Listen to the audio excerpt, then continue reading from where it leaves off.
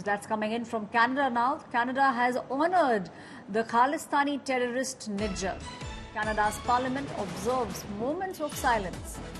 Canada's parliament honours Nijjar on his death anniversary. Khalistani terrorist is now being honoured in Canada. Foreign Affairs editor Geeta Mohan is still with me on the story. Geeta, at the moment it seems like this issue of Khalistan will not die down soon, and we will see it impacting the India and Canada relationships. Well, it certainly is going to. The fact that there was an interview yesterday where Prime Minister Trudeau to a Canadian media house said that with Prime Minister Modi now returning, there could be an opportunity for the two to engage. The first time that the two leaders met was on the sidelines of the G7. So while we see a certain amount of forward movement, it does seem like Canada is continuing to maintain that one, Nijjar was indeed a Canadian citizen and was killed on Canadian soil, and that investigation is not dying down anytime soon. And on the other hand, the fact that it's been a year of him being killed, and he's being honoured with a minute's silence in Canadian Parliament clearly shows the determination with which they're going to continue taking up the case.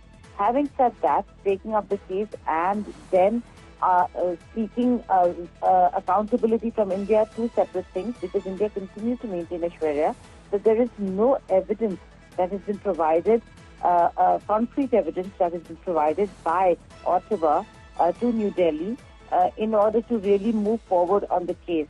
Unless and until that happens, India really cannot be helping or cooperating in an investigation where the authorities have already charged India and accused India of guilt. So there is a problem over here in the approach to the entire incident case. Having said that, the fact that the sensitivity of Khalistanis in Canada are being allowed to do what they're doing. There have been instances yesterday and reports of a mock parliament by Khalistanis that was conducted outside the Canadian Parliament, and that was also allowed, which was completely against India and anti-India, is certainly something that will be raised, and these are concerns that have been raised by India time and again. Thank you, Geeta, for giving us all those details. Our Foreign Affairs editor, Geeta, putting things in perspective. The Canadian Parliament has observed a moment of silence for Nijjar on his death anniversary.